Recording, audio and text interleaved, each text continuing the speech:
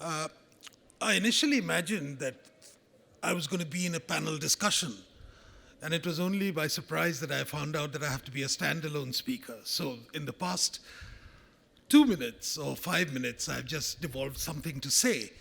And taking a leaf from Anand Mahindra, I think the best and most effective manner in which a message can be got through is through giving a personal story.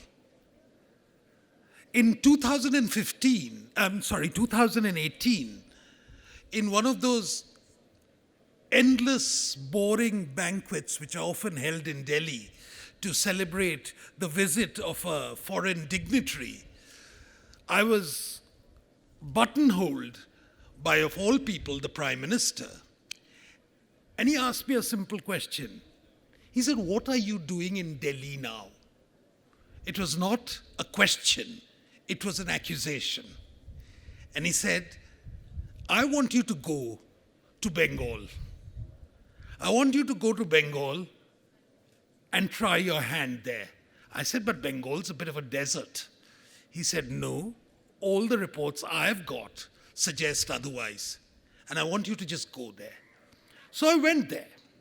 And for the past 1.5 years, I've just been stuck every weekend in Bengal, forgetting all the lovely seminars I could have attended in Delhi and all the conferences.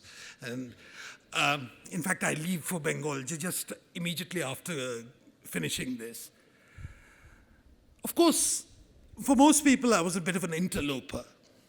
There's a term in Bengali called probashi, which applies to people like my friend Sanjeev Sanyal, who's sitting here, which applies to some extent, would have applied to Ornob had he been Bengali, not Assamese. These are people who basically are the exiles, the people who left Bengal. And they say about the Irish that there are more Irish outside Ireland than there are in Ireland. I think soon a stage will come when they can say the same thing about Bengalis, that there'll be more outside Bengal than there will be in Bengal. Nevertheless, there is an innate suspicion of people who sort of abandoned the ship, as it were. And you abandoned the ship a long time ago. Well, it's been instructive. I can now give a fluent political speech in Bangla, which is something I never imagined I could do. I still managed to put in a few English words, but someone told me, don't get away from that habit. It just shows you're a bit different. But it's in that context, I just want to talk about this context of today and the roots. Last weekend, I happened to be in a place called Uttarpara, which is a lovely place along the banks of the Hooghly.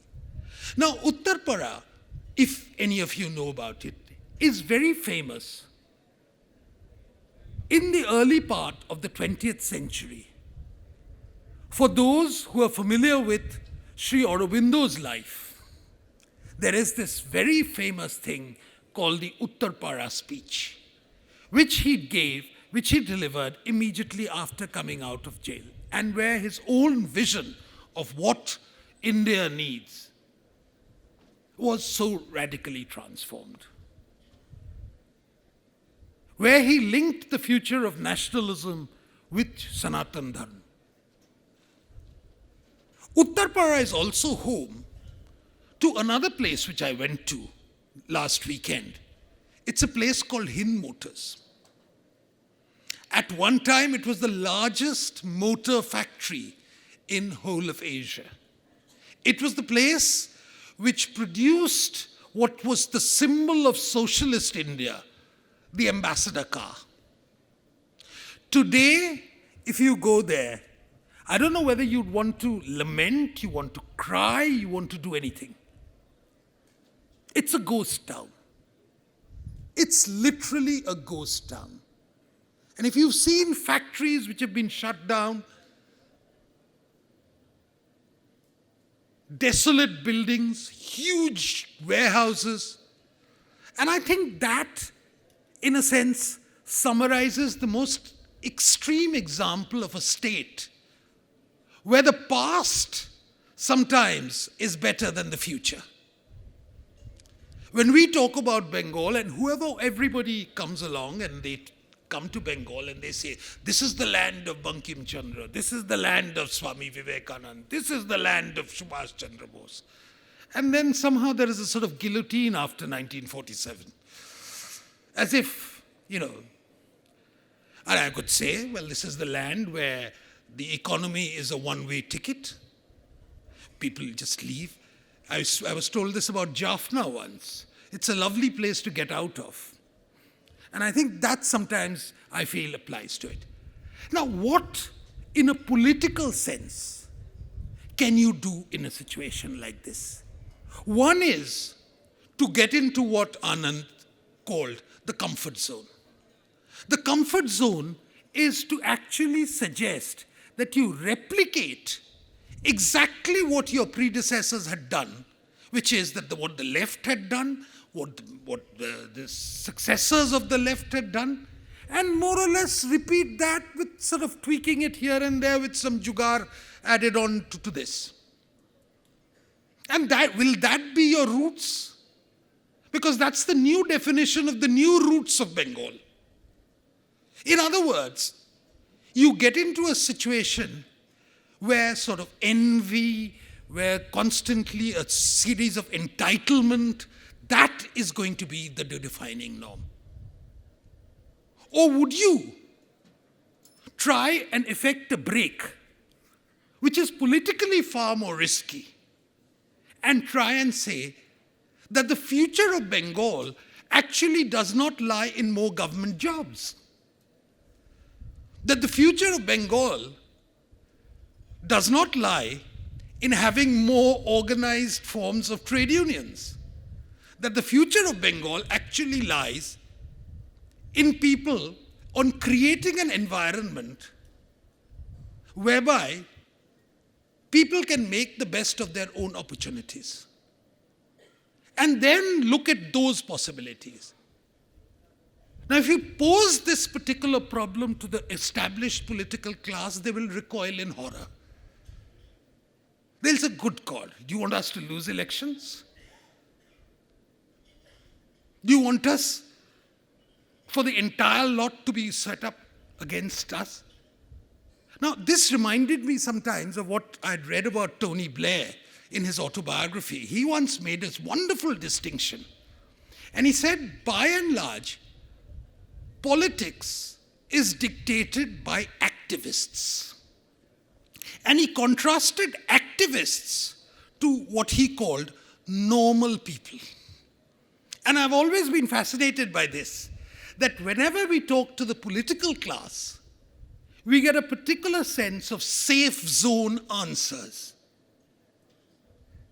And we talk to the normal people, you might actually find that you get a far more receptive one.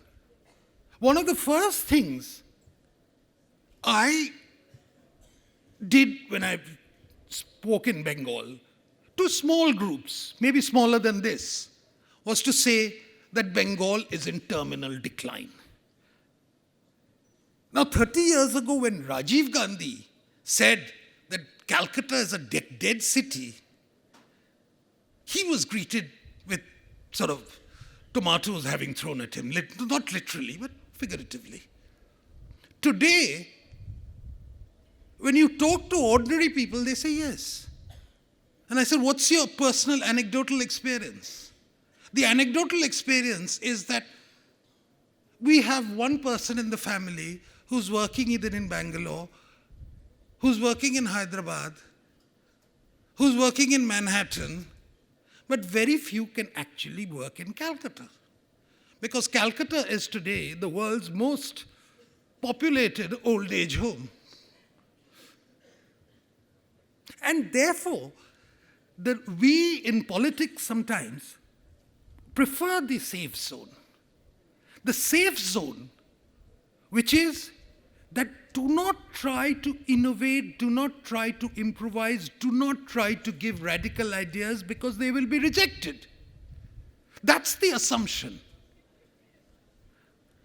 And therefore, when we talk about roots, the roots of Bengal, as far as I understand, the roots of that resurgence which took place in the 19th and 20th century was because they broke with the past.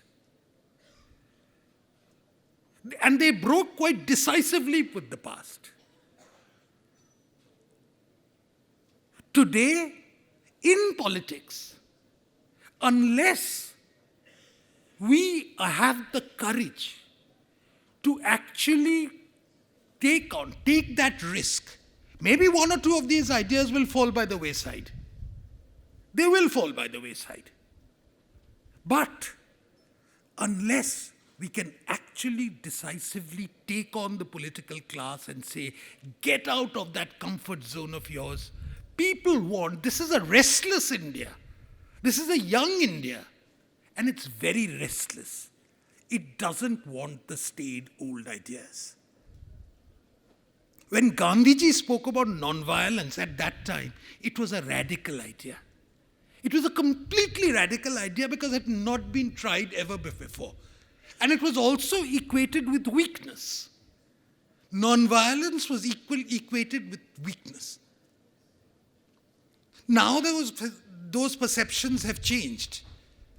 But today, that non-violence has become a euphemism for being effete. It's also become a euphemism for passivity. An idea at one point can atrophy and ossify and become moribund.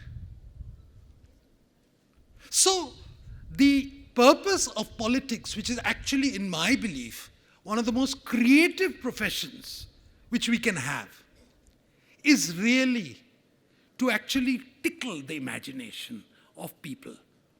And when you do that, I believe, by taking the risk, by getting out of the safe zone, you can actually get a response. Thank you very much for giving me the opportunity.